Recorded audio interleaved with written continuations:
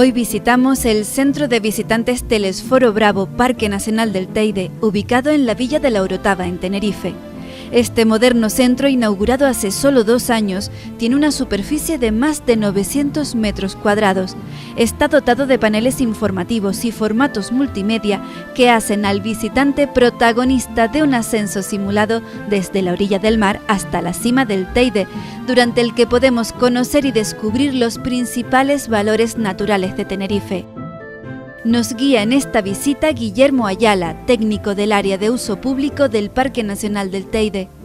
Este centro se le conoce como Telesforo Bravo.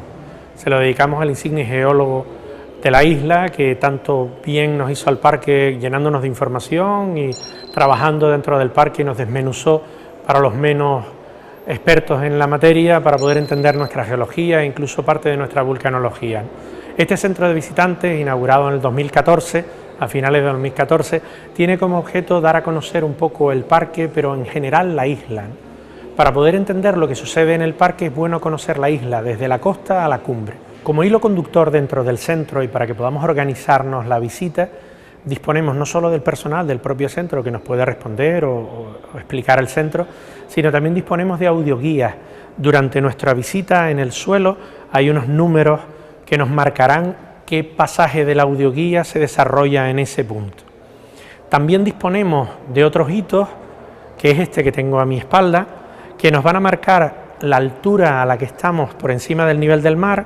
Dispone de sistema braille y nos irá dando idea desde la costa hasta la cumbre a diferentes alturas sobre el nivel del mar, en qué punto estamos de la isla.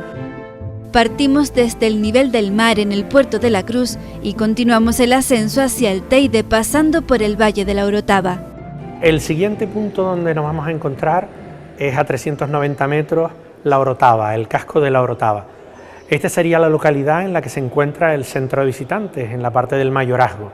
Siempre tuvo relevancia histórica en la isla este punto, ya que desde aquí partía el camino de Chasna, como nos recoge en este video wall, y nos recorre desde la zona norte de la isla, cruzando por las cañadas hasta Vilaflor de Chasna. Este antiguo camino histórico recorrido por arrieros y por cultivadores y por visitantes es para nosotros el cruce de lado a lado de la isla. Antes de que existieran todas las carreteras perimetrales, la gente cruzaba o bien en barco alrededor de la isla o bien cruzaba por la cumbre. Por eso es tan importante el camino de Chasna. Desde la costa hasta la medianía, la parte del termófilo, termófilo significa amante del calor, nos recogería a los humanos, aparte de drago, lentisco, acebuche, almácigo, una enorme cantidad de vegetación. En esta zona es importante no solo el asentamiento humano de la actualidad, sino saber que hubo un asentamiento humano desde la primera colonización de la isla. Los guanches, los habitantes que estaban antes de que llegaran los europeos, nos dejaron su rastro, nos dejaron su historia, nos dejaron algunas costumbres, nos dejaron algo de su alimentación y sobre todo nos dejaron su mundo, el mundo que continuaba después de la muerte.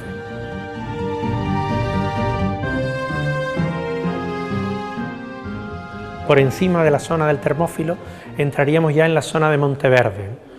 Al subir por la isla ya superaríamos los 1000 metros y entraríamos en la zona más frondosa y más cerrada.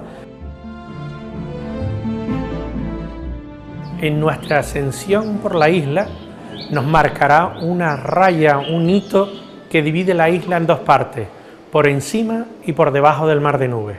En la zona en la que nos encontramos estamos dentro del mar de nubes, pero la vegetación que nos recoge la isla va a marcar una clara diferencia, incluso la temperatura va a ir bajando hasta superar el mar de nubes, donde vuelve a subir ligeramente y después continúa su bajada.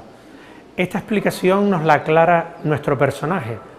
Él es nuestro invitado, nos va a enseñar paso a paso toda la ascensión por la isla.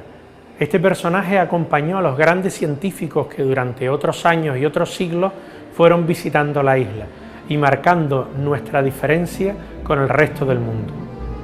Dejamos atrás la zona de Laurisilva y Monteverde y pasado el mirador de la Margarita de Piedra llegamos al Pinar. El Pinar ocupa una gran superficie del Valle de la Orotava y nos permite poco a poco ir llegando a la cumbre de la isla. El Pinar es el ecosistema quizás más utilizado y más conocido por los usuarios, por los visitantes y por los habitantes de la isla de Tenerife. es uno de los ecosistemas que en esta zona destaca más, ¿no? El pinar nos da a veces determinados problemas, alguna plaga, y sobre todo en la zona del Valle de la Orotava en algunos momentos nos ha dado problemas de incendio. Durante el tiempo hemos tratado los temas de incendios de diferentes maneras. Aquí hemos puesto a modo de muestra una pequeña evolución de una de las potentes herramientas que nos ha utilizado para poder apagar la extinción de incendios. Seguimos nuestro camino y llegamos ya al Parque Nacional del Teide. En nuestra ascensión por la isla, en este hito nos encontraríamos en la zona del Portillo. A 2.100 metros es la puerta física de entrada hacia el Parque Nacional del Teide. Una vez pasado del Portillo, hemos llegado a lo que es el Parque Nacional. Para la mayoría de los visitantes es un espectáculo de luz, color y contraste. En este video wall presentamos al Parque Nacional durante todo el año.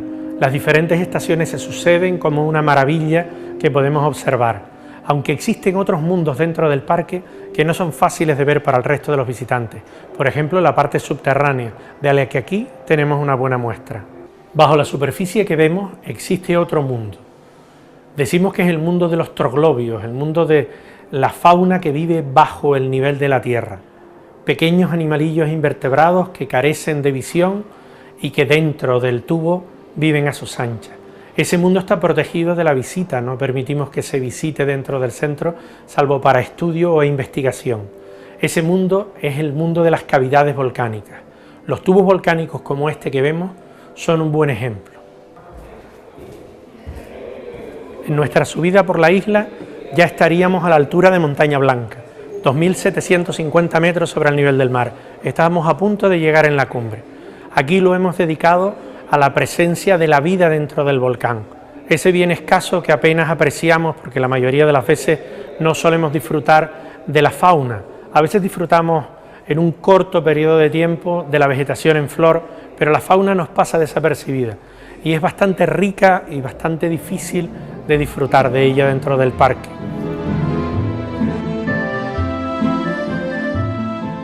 Aprovechando el recorrido por las cañadas del Teide, los visitantes nos adentramos en el mundo de la vulcanología.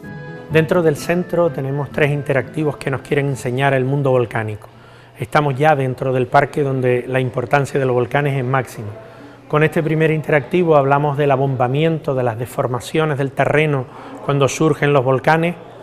Con este interactivo hablamos de la temperatura y los cambios en los gases que se producen ante la inminente salida de los volcanes. Y quizás lo más conocido como factor para nosotros es la sismografía, los pequeños terremotos que podemos tener en el territorio, ¿no? Aquí hemos colocado un sismógrafo para que nuestros visitantes vean cómo es el funcionamiento, ¿no? Bastará con dar un pequeño salto y veremos cómo actúa. Como ven, en este último hito ya estamos en el pico del Teide. Hemos llegado a la parte más alta de nuestra isla y de nuestro centro de visitantes. A los 3.718 metros se nos acaba la isla y se nos acaba España. Estamos en el punto más alto de todo el territorio nacional. En nuestra visita por el centro, algo que ha sido constante es la presencia de hitos informativos. Estos hitos de madera se asemejan al roque cinchado, uno de los roques más emblemáticos del Parque Nacional. Cada uno de estos hitos está dedicado temáticamente a una parte al cielo de Canarias, a la costa, a los visitantes. Están acompañados de pantallas interactivas que nos enseñan cada una de las cosas interesantes que hay relativas a la temática del punto, ¿no? Desde ellos podemos enviarnos la información a casa a través de nuestro propio correo electrónico. Al igual que cuando subimos al Teide, media isla nos queda por debajo. En este punto del centro de visitantes observamos cómo nuestro mar de nubes marca la diferencia entre las partes bajas y medianas de la isla de la cumbre donde nos encontramos ahora.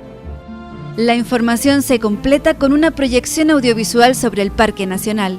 Dentro de lo que dispone el centro de cara al visitante está esta sala de proyecciones en el cual utilizamos en algunos momentos para dar cursos, para cualquier cosa, pero el visitante que viene al centro dispone en ella de una maravillosa película en el cual se recorre el parque a lo largo del año durante todas sus estaciones, algo que no nos debemos perder.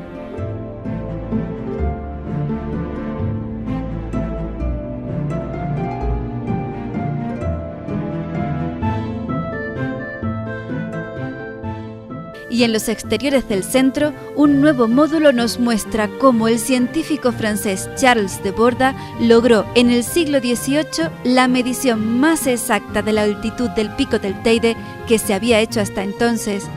A pesar de las herramientas más rudimentarias de la época, solo se equivocó por un pequeño margen de 6 metros. Este módulo se le debe a la Fundación Canaria Orotava Historia de la Ciencia, que es la que lo diseñó y la ideó, y pensamos que era un buen elemento colocarlo en esta zona, que fue donde originariamente se hizo la medición. Esta medición fue realizada por un francés, marinero, astrónomo y aficionado a las matemáticas, Jean-Charles Borda, que en 1776 creyó que la mejor manera de colocar y de medir la altura del Teide era a través de la triangulación matemática, y estableció una serie de triángulos para poder calcular la altura, para lo cual tuvo que inventar un aparato que llamamos el círculo de Borda, y con ese aparato tuvo que triangular. El problema del triángulo en aquel momento era la medición de distancias, por lo tanto el triángulo grande que supondría calcular la altura del Teide, como hemos representado aquí en el suelo, le era difícil de resolver porque las distancias eran muchas y era difícil de medir, pero usando ese triángulo, cada uno de los catetos fue utilizando un triángulo más pequeño hasta que con un triángulo diminuto pudo resolverlo. Ese triángulo diminuto estuvo, como vemos en esta parte del panel, entre la casa de los Cologan y la montaña del Puerto, ¿no? Y la zona de La Paz. Entre esas zonas fue donde se hizo ese pequeño triángulo. Hoy en día este módulo contiene unos agujeritos a través de los cuales, si miramos, vemos originariamente dónde están los edificios que él utilizó para hacer las mediciones en su momento. Con esta medición le dio 1905 toesas, que pasado a nuestros metros actuales tenemos 3712 metros, ¿no? Lo cual es bastante ajustado para estar hablando del 1776. En la puerta de nuestro centro visitante despedimos el reportaje de hoy, animándoles a que vengan a conocer tanto nuestro jardín botánico como nuestro centro de visitantes. Nuestro centro de visitantes está abierto todos los días de la semana, de martes a domingo, en horario de mañana de 9 a 2 de la tarde y de tarde de 3:30 a 6. Es una visita gratuita que puedes hacer en compañía de toda tu familia.